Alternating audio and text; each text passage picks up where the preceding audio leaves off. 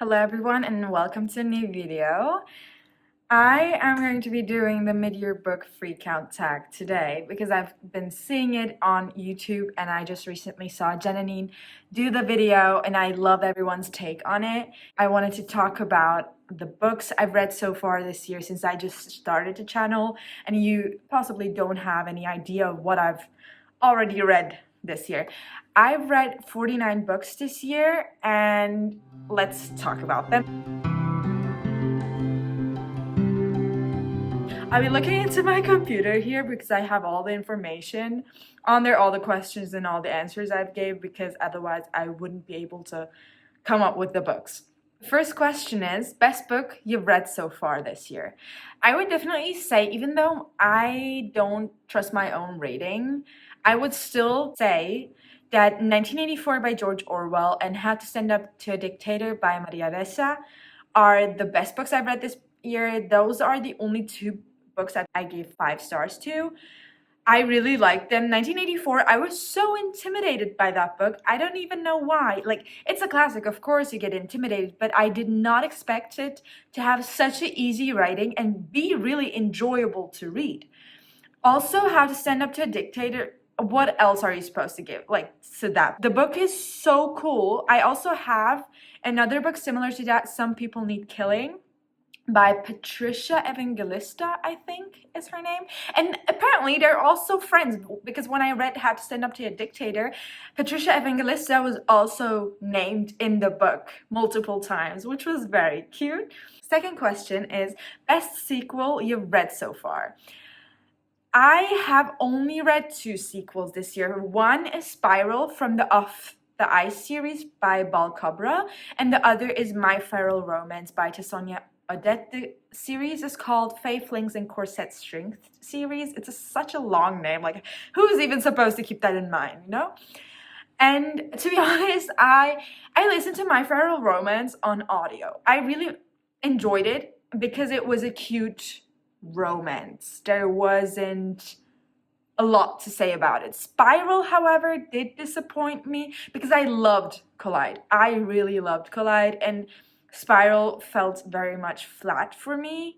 So unfortunately, like, I can't say I liked any of them that much, but I would say My Feral Romance was the best sequel I've read so far this year. The next question is, new release you haven't read yet but want to. I used to be such a FOMO person. I would get FOMO so fast. Like, I would have to read every single book that's coming out because otherwise I would be like, everyone's reading them. But then, since this year or end of last year, I started not downloading or not reading the book the second it came out. So after a while, automatically, I also wasn't really in the mood to read it. Like, the FOMO, if I don't read the book the week it comes out, I really don't get FOMO anymore.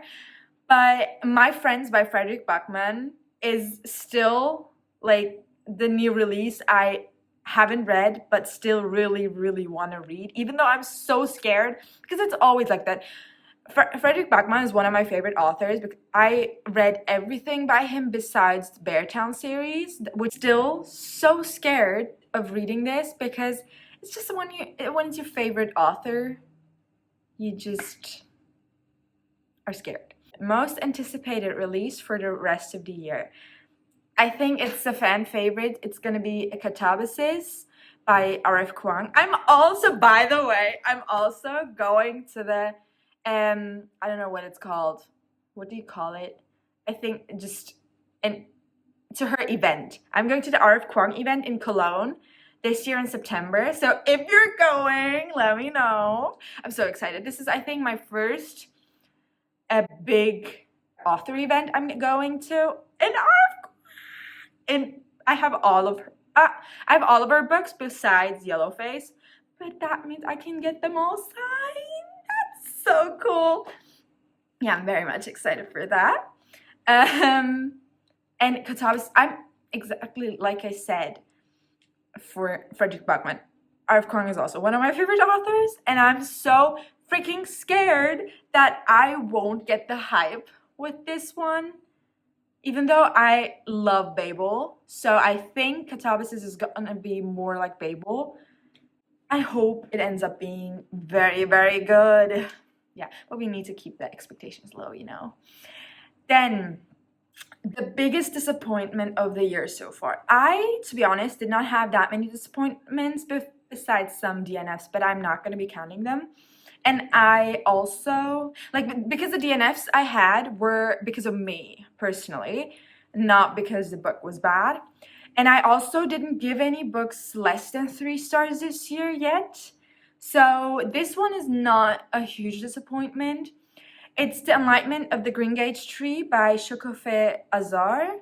And I had very high expectations of this. I don't know, I had such good vibes from it, and it was on my 25 books for 2025 list. But then I read it, and it's magical realism. It has mostly magical realism in it. And I do like magical realism, though this one was on a different level. I literally, my brain, I think that it's because of my brain capacity, I did not understand most of the book. I did not understand it. I was like, what is real, what is not? Like, tell me, please.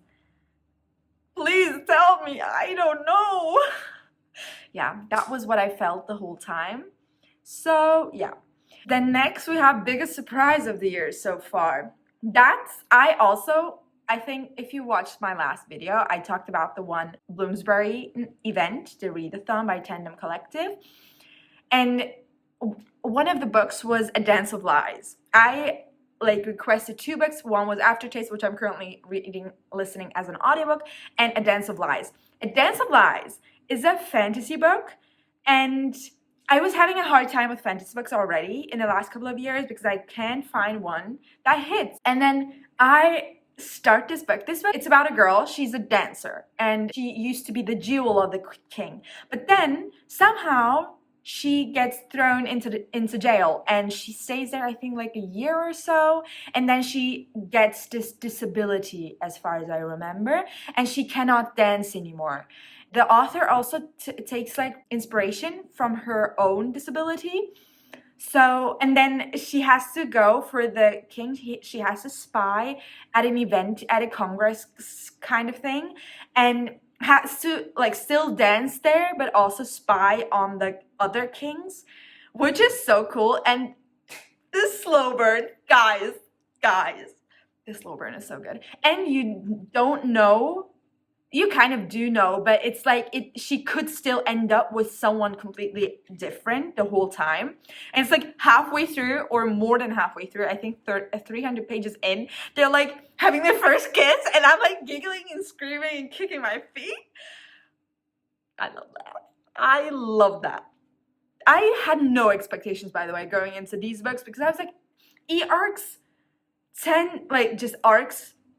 tend to be like very mixed, because I don't know why. I guess it's just them coming out, and most of them are usually debut authors. And by the way, this author is a debut author, and that book's out now. So please get it. If you need a good fantasy book, it is so good.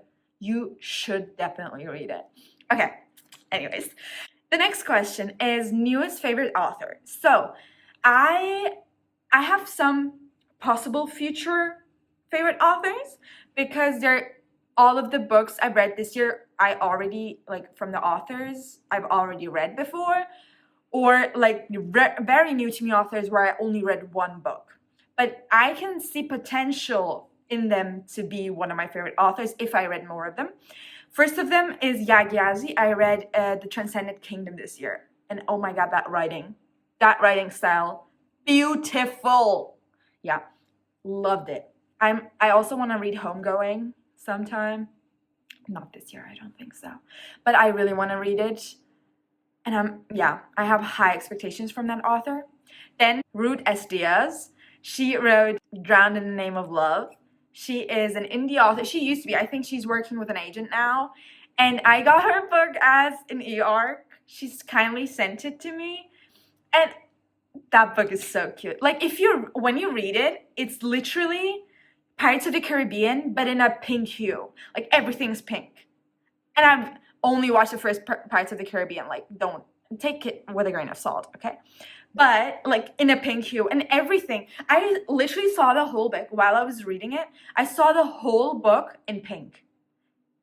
Yeah, the cover is also pink of the book, so I guess that fits. And just the writing, her writing, I haven't read such a beautiful writing, such a poetic writing in such a long time. And I loved it. I would definitely recommend. And then last book, last author, Kaveh Akbar, I think is how you pronounce his name, and his book Martyr. Martyr was the type of book that I did not expect liking because it's about addiction, it's about unlikable characters, and I don't do that normally. But the way he writes is beautiful. That's the first thing I need to say.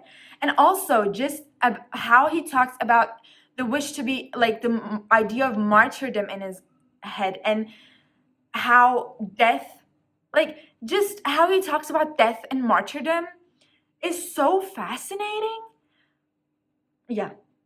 So many good quotes in it as well. Like, I love that book. Please get the yellow cover though. Like, the yellow cover is peak aesthetic for me. Please get that one. Don't get I think it's the UK cover. Don't get that one. The yellow is iconic. Okay, thank you. Newest fictional crush. While I was looking at this question, I was like, I haven't read enough.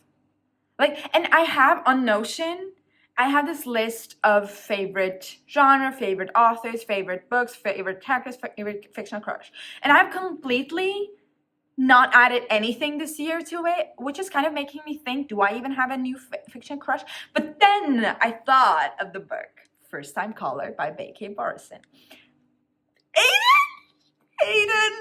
Yeah, he's so cute. They're so cute. Both of them are so cute. Anyways, that's all I'm gonna say. You should definitely read it. I loved it. Okay, that's all I'm gonna say. Okay, anyways, we're calming down. The next question is newest favorite character. Now I'm going back to one of the other questions. I would definitely say Donna from Drowned in the Name of Love, the Pirates of the Caribbean book. Because I don't know, the way she sees the world, so beautiful, so pink, so full of love. Like, I don't think anyone else in this world sees the world like Root does.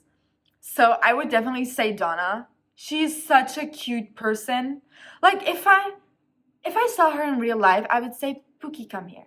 Let's save you from this world. Please, let's save you from this world. Don't go out there. It's dangerous out there. Please don't go. But she's so brave at the same time. Like, I think, yeah. But I would want to keep her close, you know? No, yeah. Nothing should happen to her.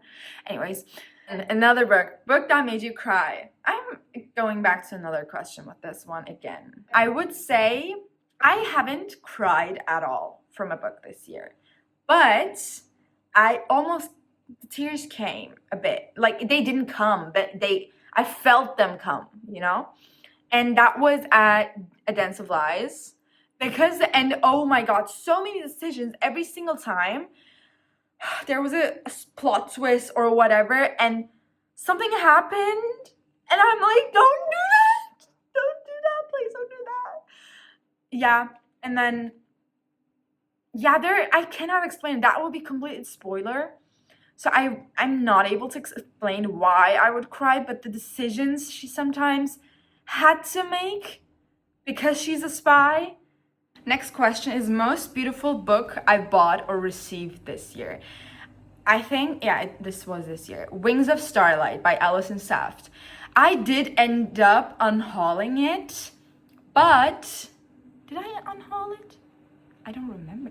I think I did not, but I'm going to be unhauling it sometime.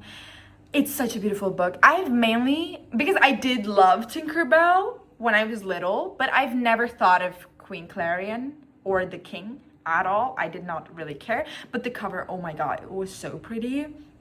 Yeah, it's beautiful. It's beautiful. That's the only thing I can say. And the last question is, what books do you need to read before the end of the year? I have the 25 books for 2025 list I've made. I can also put a screenshot of the whole list. that I've made. It's also on my Instagram, so you can follow me if you want to.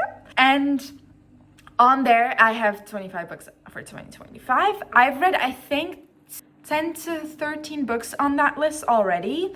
I have 12 books left. Like, I don't have 12 books left. I think I have about 15 books left, but I won't be reading 3 of them definitely. I have, like, let me tell you guys, the 10 books are still on my TBR for this year. First of them is Heaven and Earth Grocery Store. I don't remember the author of this book, but I'll put them. By the way, when I made this list, I did look like in detail what they were about and whether I should really put it. I have a reason that I put these books on the list, but I don't remember them anymore, okay? So don't ask me what they're about because I have no clue. Then the second book is Iron and Embers. It's a fantasy book. It came out this year, I think, and I heard one good review about it, and then I was like, yeah, I think, I don't know. I really don't remember. Okay, anyways. Then we have The Sword of Kagan, which is hyped very much, and I'm very curious. I am done. I do like romanticies, but I want to read some quality fantasy. Okay, I'm sorry. I'm not insulting you. I'm sorry. I shouldn't have said that. But I want to read high fantasy. Now I said it correct. Okay. Sorry for the misunderstanding. Then we have 4 nonfiction books. Erasing History by Jason Stanley. Then Orientalism, which I'll be reading in the next couple of days. My Brother, My Land is a Palestinian memoir. If I can find it anywhere, because as far as I remember, I don't remember finding it anywhere, but maybe I can find it now. Maybe it's a bit more known. Then I have Trick Mirror. I also don't remember what it was about, but I'll let you know when I read it, okay? Let's do it like that. Anyways, then we have What Napoleon Could Not Do. This was, I also once already loaned it out of the library, but then wasn't in the mood to read it. That was literally my highest anticipated to read, but somehow I just got not interested. It was about, I think, 3 siblings that moved to the US and all do start with something else in their lives or something about that, but I'm not sure whether they really go to the US or it's one African country. I'm not sure. Maybe Ghana? I don't remember. Yeah, like I said, I did research these books. Then we have Brotherless Night. This is also one I'm very excited for. I also am going to be, I think, buddy reading this with one of my friends. And this is also from the library. Then we have Kindred. I have this one, I think. Do I? I think I have this one. Or I have it on my Kindle or in the library. Kindred is everywhere by Octavia E. Butler, because I also have Fledgling right now, but it's not on my 25 for 2025, but I think I can replace them because it's by the same author and I already have Fledgling because I found it used, so we'll see about that. But I already read Parable of the Sower by Octavia E. Butler and I loved it, but then I read Parable of the Talents and did not like that at all. I DNF'd that one last year. I hope I like Kindred. I really hope I do. And then the last book on my 25 books for 2025 is The Collective Regrets of Clower. And this sounds like a cozy fiction, kind of Frederick Bachman, kind of like Remarkably Bright Creatures. So, but I also could not find this anywhere, I think. So I'll see whether I'll be reading that. So yeah, that was it with our mid-year book freakout tag. My reading year is going very well. I have been very much on top with my reading challenges I gave for myself, like the 25 books for 2025, as well as to read more nonfiction books. And I have been reading more literary fiction and more nonfiction, which I didn't used to. So I think it's going really well. So let me know what for you the best book of this year was. And thank you so much for listening me yapping. Bye.